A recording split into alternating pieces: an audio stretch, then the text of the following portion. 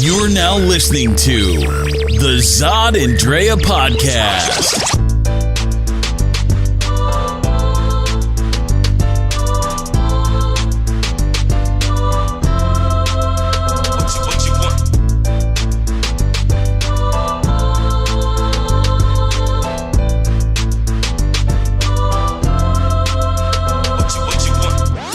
All right. What's up, people?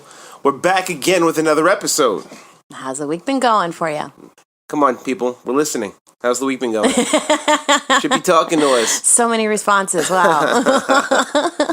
All right. We got to get into it. This podcast is another one that's a really good one. Obviously, we've had a crazy couple of weeks based off of the election and just the results and some of the things that have been happening. It hasn't all been good. Some of it's been good, like the stocks have been doing really well, believe it or not. It was a scary time. Like the first 24 hours they crashed, and now they're getting up there pretty good. Yeah, after Trump had laid out his 100-day plan, but other things have come out of that. So we might talk about that a little bit. But we've also seen a movie since then. Arrival. So it's something that we're going to wind up discussing. Good movie. It was. Well, I love anything that has to do with extraterrestrial engagement or, seeking out other planets. What else is out there in the universe besides just our Milky Way? That's the kind of nerdy stuff I love. Yeah, so that was a really cool little thing to get into over the weekend. We're going to try to bring you some of those reviews of movies that we wind up seeing just so that, if you have interest, go ahead and check them out yourself. If you hated it, let us know. And also, we had a really cool weekend because, like we were saying, because of the Trump stuff, the Hillary people have really formed this organization called Panther Nation, and we've become a part of it in the Arizona chapter. We're going to talk a little bit about that after the movie review, but it's been a wild ride with that one also. Yeah, and I like what they're focusing on then for the next at least 2 years. Yeah, so, do not despair, people, for all the craziness. There is some sanity out there. But also, lastly, we have a new topic of discussion, and it's going to be a good one. It's do traditional standards affect a modern day relationship? Ooh, that's a good one. It's a good one. So think about the relationships that you're in, and think about the relationships that maybe others are in. Think about your community, your grandparents. And the standards that maybe you were raised with. Yeah. So it's like, what do they affect you in what situation today? And what do you apply going forward in it? So that'll be a nice discussion also. And we're going to want to hear back from you. But for now, it was movie night. Yay! Arrival arrived. Arrived. That was super cheesy. I know it. She has to own that. You've got to own that. Arrival arrived. Oh gosh. So they did. These pods came out of space, out of nowhere, and surely enough, we got to see a little bit of what I guess was almost like Interstellar plus not Matrix, like, but what's the other? Was it 30 Count? Yeah, the third kind. Yeah, Close Encounters of the Third Kind. Yeah, it's kind of like that. I wasn't sure what to expect. Everybody kept telling me, you got to see it till the end. You got to blah, blah, blah, this and that. And I'm like, okay, whatever. See, Drea's a big sci-fi fan. Like, she's really big on sci-fi, and she loves the science fiction. Me, I'm a horror guy. So I'm like, okay, I'll take science fiction, whatever it is, as long as it's a good story. It was a good story. It really makes you really ponder the human almost like the human reaction when we're faced with something that's unknown, faced with a fear, faced with something that you think might be something that's going to hurt you, and what that reaction is, and seeing how mankind reacts to that. Either you come together or you fight against each other. It really puts you in that situation, and I thought it was written well, and I loved how it was shot, because it wasn't like a Michael Bay, tons of music in the background and explosions. It was subtle. It almost like you could feel their emotion, and you could feel what the anxiety or excitement, whatever they were feeling about, because the filmmaker allowed that silence to happen. Yeah, so we had Amy Adams, who was the protagonist in it. She was a scientist. Actually, she wasn't the scientist. She was the educator. She was more the professor. She was really, really smart, and studied language.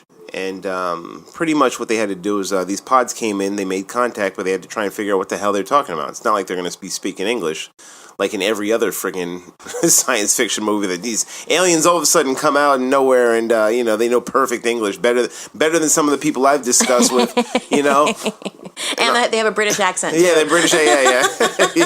I'm like, wow, so that's where the aliens are from. They're Scottish. Hey. Please. Then Hawkeye was in the movie too. So Hawkeye from the Avengers, he was in there. I don't remember his real name. Jeremy Renner. Okay. Hawkeye. So Hawkeye was in there, and he was the scientist. I can call her Lois Lane. We had this DC versus Marvel battle that went through the whole movie.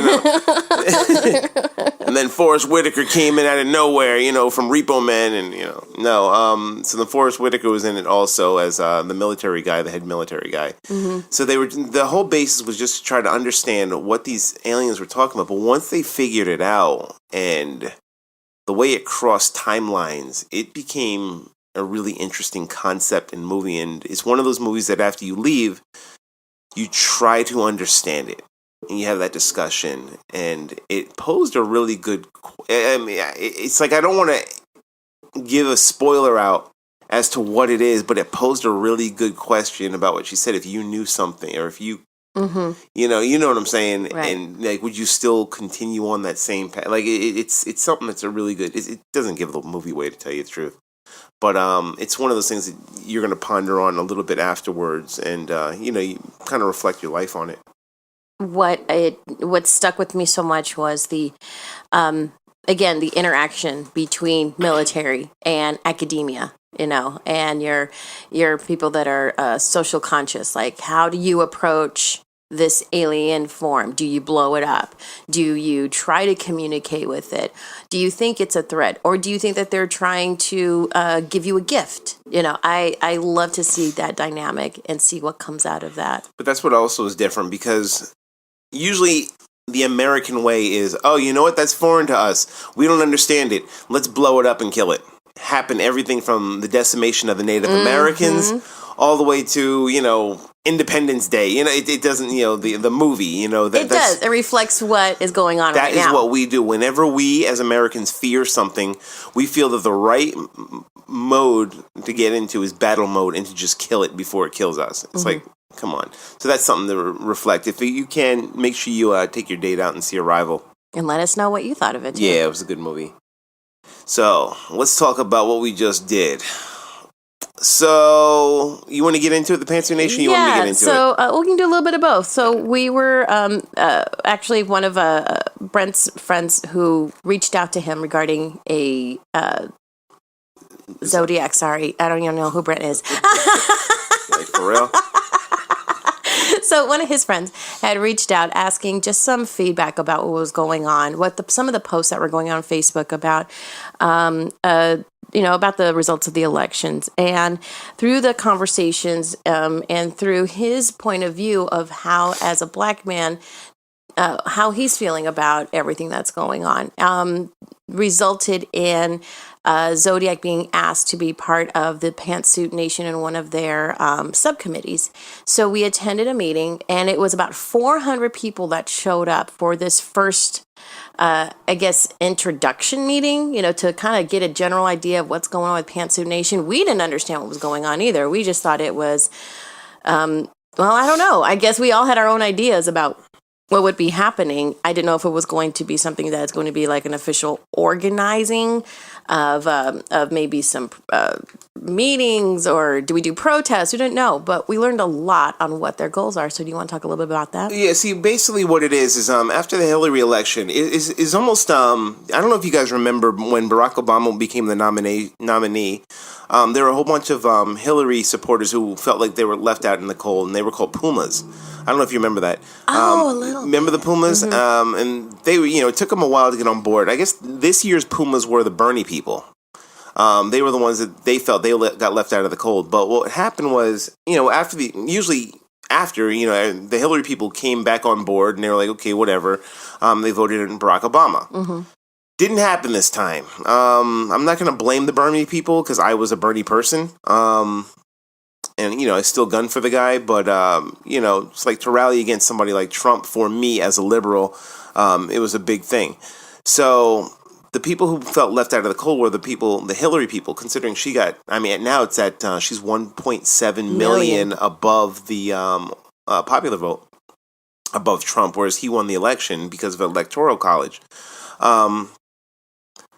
The Pantsuit Nation then started forming on the internet. It's like 40 women, I think, went and told their friends to join this special group online. And then they told their friends. And then, but before you know it, they got up to like 2 million in like a couple of weeks of people. Quickly. Like now it's up to like 3.7 or some crazy number million. Well, what happened after that is now they started taking all the people in the nation and breaking it out into actual like state representation. So now it's becoming a movement. As to how they can help. But it's funny, it's basically based, a lot of it is Pantsuit Nation. So, just like Hillary used to does wear that pantsuit, that's like kind of like her icon. Or her logo sort of, that's her look, iconic fashion statement. The women wound up just supporting that. And, men were joining in. Mm-hmm. I started joining in. I'm like, okay, cool. Yeah, we lost, but it wasn't so much that Hillary, even though a lot of them were hurt because of that, it was that Trump was elected and what he stood for, what he stands for. And, you see nowadays that the quote-unquote alt-right, a.k.a. white supremacists, like, they are really gunning for Trump because they saw what was in his message. So the women who, even though white women were the demographic that got him elected, black women were the one who voted the most against Hillary, and white women ones who voted for Trump the most. It's amazing how this works. But the ones who didn't are very hurt, and I think for the first time in their lives, they're seeing loss. Mm-hmm. They're witnessing, oh my God, like this shit is real. Whereas, Black, Latino, like we've seen this in our entire lives, so it's not so much of a surprise. What we're doing is now, you and I, Dre and I are now a part of a subcommittee for the Black Outreach for the Arizona chapter here in Phoenix. So we're going to wind up pretty much putting together a lot of programs and things for people to come and join. And we're including to the Latino Outreach and also incorporating into that Asian and Muslim. Yeah, even though there is a Latino Outreach. That's Ray. Shout out to Ray. Hey, Ray. But we're going to wind up merging, if we can, a lot of our stuff with them. Mm-hmm. And because, again, why not? We don't want to separate. We want to include everybody, but there has to be an organized voice to it. And it's going to focus a lot on community service. Yep. So look out for that if you can. Please we're online. Listen carefully. All right? Please listen carefully. Yeah. Please listen carefully.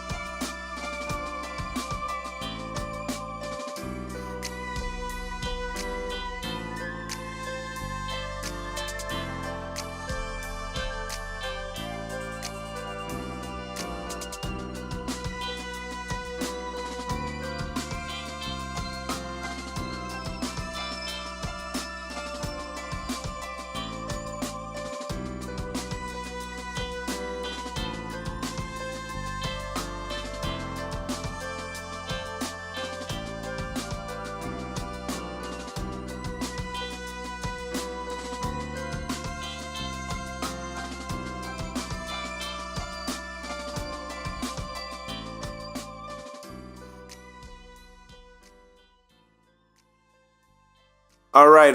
We're back. We're back. Just to make sure there's a clarification, Drea had said she wasn't sure, and I don't feel like going back to check, but I did say, or at least I meant to say, in case I didn't say it, white women at 50, I think it was 53 or 54% are the ones who voted for Trump. So they were the ones who were the biggest and largest demographic that got him voted in.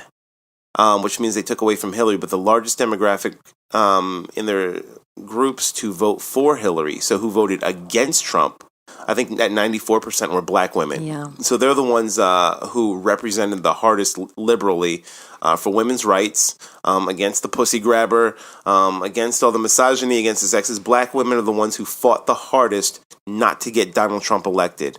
White women are the ones who fought the least to get Donald Trump elected. So that's why the Panther Nation formed in that aspect. But I guess to them, for the ones who lost, who really thought that they were going to be pushing for Hillary, it just didn't happen. Right. But black women kind of knew better. So just to see it that way. So now let's get into our topic. Dun, dun, dun, dun, dun. Ta-da! The topic is, do traditional standards affect a modern day relationship? Now, this is a topic that I really like to talk about a lot with you. So let Dre will take this one over. well, I like to talk a lot about it with Brent. With Zodiac. Yeah, what is up with you? Just say Zod. Z. Jesus. So, starting back again, I grew up in a mixed modern traditional Mexican American background, right? My mom's from Mexico. My dad's great grandparents are from Mexico, and what we tried to do in our household, well, my parents tried to do was, my mom worked, my dad worked. They were both in education. My dad was a corporate trainer, so I was a latchkey kid, but they had this shared of responsibility and a very cohesive relationship. They're still married to this day. Props to mom and dad. Shout out to them. Shout out. Married now going on 43 years. So they showed me how you can mix tradition and also what is modern. But in the same way, not losing yourself in that, still representing yourself. Are there still some traditions in my community that I have problems with, as far as I don't support? Of course I do. I think there's a lot of misogyny that goes on, and a lot of non-supporting of women, especially single Latina women that don't have children, looking upon them as they're weird. Something's wrong with you. Mijita, why aren't you having a baby? What's wrong? Yeah. And all that pressure. So it's something that is just going to be changed, and it takes some time. So when sharing my background and what I know of a lot of traditional communities too, and families and women that are dating now that want to still carry on a little bit of the tradition but not lose themselves, it's difficult. It is a difficult line. But what I've learned for myself is, when establishing what I want in a relationship with the man, is to be clear on what it is then that is important to me from my background, from my family, from my tradition, and what it is, something, what for some of those traits and some of those things that are important to me, how to implement that into our relationship and how to weave it in, and not make it scary, not make it where it's like a end all be all, like you must do this, or we could never be together, nothing like that. Come on, people. This isn't like a drama. This isn't like a soap opera. If we're human beings, and if you find love, and if you find that person that you really want to invest your time with, man, it can be bendable. Traditions can bend. See, and I view traditions not just on everything from the dating and the courtship, even the courtship, modern day is different. We're talking even where technology is involved, where people, they got these mail order brides like from online, who they won't even meet until they get over here and they go and marry, get the green card, whatever. We were just talking about that yesterday. Whereas, some people, they court for a while, they have a certain amount of time, they're 22 and they get married and this and that, and then they're married for, my parents, they're going on, they just had their 55th, so we're talking 5-5, 55th wedding anniversary. Now, they're much more, they're very liberal, they're very liberal people, they've accepted everybody. That's the reason why I am the way I am. I accept everybody who they are. I may question your motives for certain things, but, you are who you are, and you're not going to change who you are, and I'm very open and receptive to that. But, on a dating scale, I am attracted to non-traditional relationships. I am more I'm not into the you have to do this. These are the rules. This is the way it's been forever. Blah blah blah. No, that's not me. I like to make my own rules up. It's like we as a couple shouldn't be affected by what society tells us is the norm. To me, there's no such thing as normal. And there are certain things I will do traditionally just out of respect for the elders. Mm-hmm. So let's say you and I were going to get married. Mm-hmm. All right, we're getting into hypotheticals. But let's say you and I go and get married. I would ask, traditionally, your parents for permission to, become engaged to you. Mm-hmm. I'm going to ask their daughter for blah, blah, blah, blah, blah. Now, if they say no, I'm not going to listen to them. That's just how it is. I'm sorry, Mrs. Diaz. I love you guys. But out of respect, yes, I would do that. I would tell my parents what would happen, out of respect. Do they have anything to do with our relationship and day in and day out? No, they have absolutely nothing to do with it. My parents don't have anything to do with my relationship, so what I do with them. But out of respect, that's where I will cross the tradition over into the modern. Mm-hmm. My mom would love for me to get married in a church. That's my mom. That's the tradition. For me, I'm not a religious guy, so the church doesn't matter. The venue doesn't matter. You may be. That might be something you do. I mean, traditionally, is that something you would do? Well, see, I look at that now as, no, it's going to be my first marriage. Yes, I traditionally kept it in a church because, again, I wanted to respect tradition. I wanted to respect elders. But obviously that didn't last. And if next marriage, however that may come, I'll be happy just to exchange some vows with somebody in the middle of a field. Yeah, somewhere different. And I think that's what my thing is simplicity and impact. Things that'll make good pictures, but it's like marriage to me is, or even a relationship to me is something that starts well beyond, before you get up to that altar and make mm-hmm. those little vows and all. Even that in itself, marriage is tradition. Even that is tradition. It's does that affect a modern day relationship? It's no, I don't necessarily think it strengthens it either. Right. There are a lot of divorces that go on. A lot of divorce lawyers are getting paid. They're getting money today. Mm-hmm. Just as many divorces as there are marriages. Come on. So, being married doesn't mean anything if there's nothing standing behind it that's enforcing it. So sometimes I think people get married and it's that, what enforces it is, disappointment. Mm-hmm. Oh, God, I don't want to get divorced because then these people are going to think that I'm a fucking loser. Oh, I don't want to get divorced because, I spent all this money on this fucking wedding. So I'm not going to get divorced because whatever. And then some people are so easy to get divorced because maybe the wedding, they went through the drive-through wedding over in Vegas. We just found out about that. That's awesome. 150 drive-throughs. You really didn't know that drive-through weddings existed? No, I totally thought that was just like an urban legend. No, I really didn't know. Yeah. Get out of here. Yeah, so our friend was just telling us at the place where she got married at, they do 150 drive-through weddings a day. Yeah, that's a business. I didn't know they did that many. I used because I'd always drive by and I'd see cars parked in the drive-thru. I'm like, oh shit, someone's getting married. Mm-hmm. In fact, didn't Britney Spears get married that way? Or did she? She went to one of those little chapels. I don't know if she did the drive-thru. She might have. But it's however you do it. But if it's that cheap, $150 and then shot. Mm-hmm. All I came in with was a book bag. Shoot, I'm going to get divorced. But you bring up a point though about what you would want to implement, what it is that you don't want to carry from any traditions. But see, that's something that you've made clear.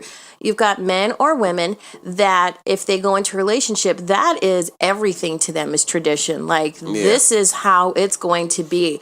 I act this way and I go by what the standards from my parents or my grandparents, because I know of men that are extremely traditional and they wouldn't marry a woman that did not then appease to that that woman did not follow the rules of what that traditional household and what he was carrying over from his father or his mother or his grandparents, then there was no relationship or even talk of marriage at all. Mm-hmm. So it's really important, I think, then that who is it that's establishing that? And if you do, you better make it clear in the beginning of the relationship that this is what you want. This is how you function in the world. And it's that other person's choice to accept it or not accept it.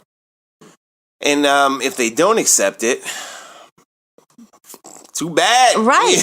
Like, because too bad. then that means then you're putting that standard or tradition above everything else.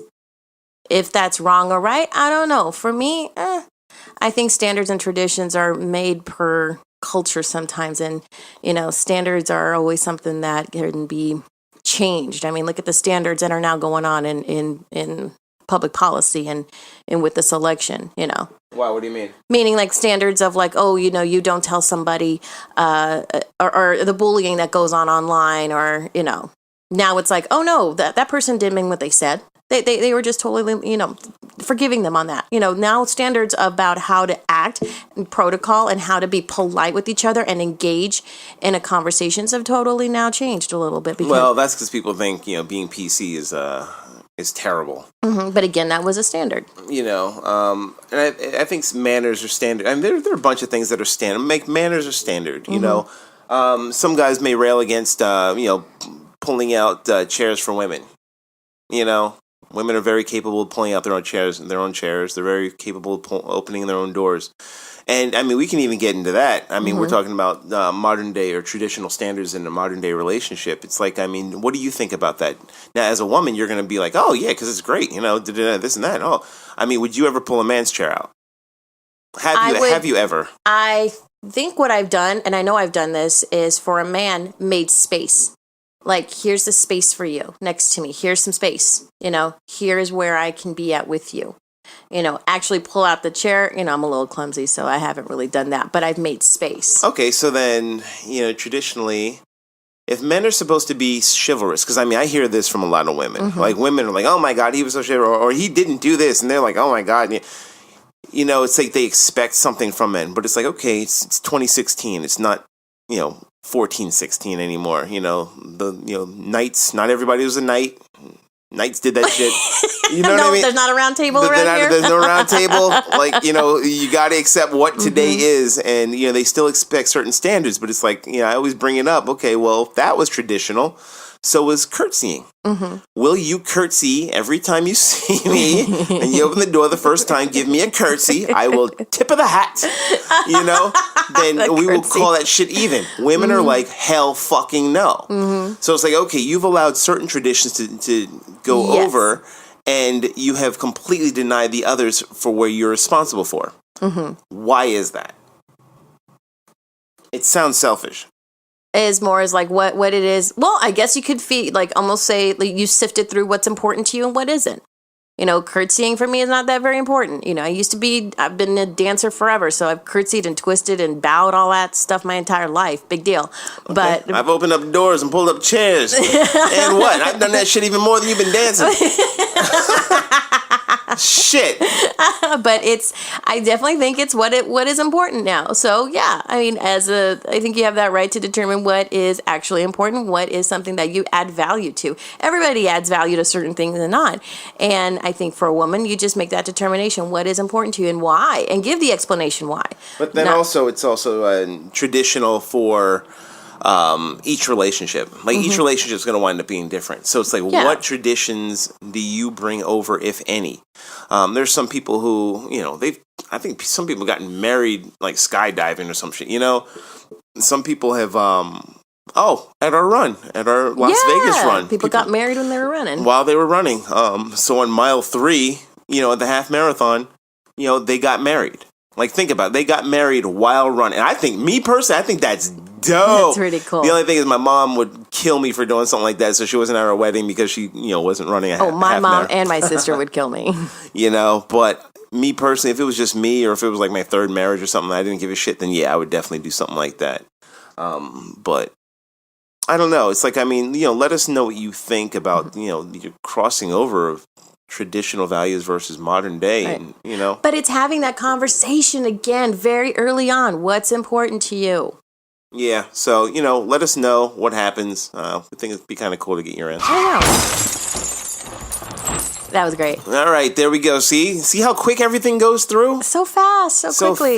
So fast. We want to know what you think, though. Make sure you let us know on your own time, in your own place, whether you're in your safe space is Twitter, whether your safe space is Facebook or Snapchat or Instagram, you know, that's your safe place, you know, safe space. So if it's Mike Pence, your safe space is not at Hamilton.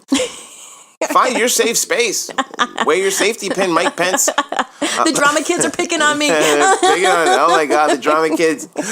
They're such bullies. They're such bullies. Oh man, so if you're Mike Pence, you can hit us up on Facebook too. Let's hear from you. Shout out to Billy Bush. So I want you to make sure you hit us up, and you know we want to always hear from you, whether you call us on the hotline or not. All right. All right. So you guys take it easy. All right. Bye. Peace.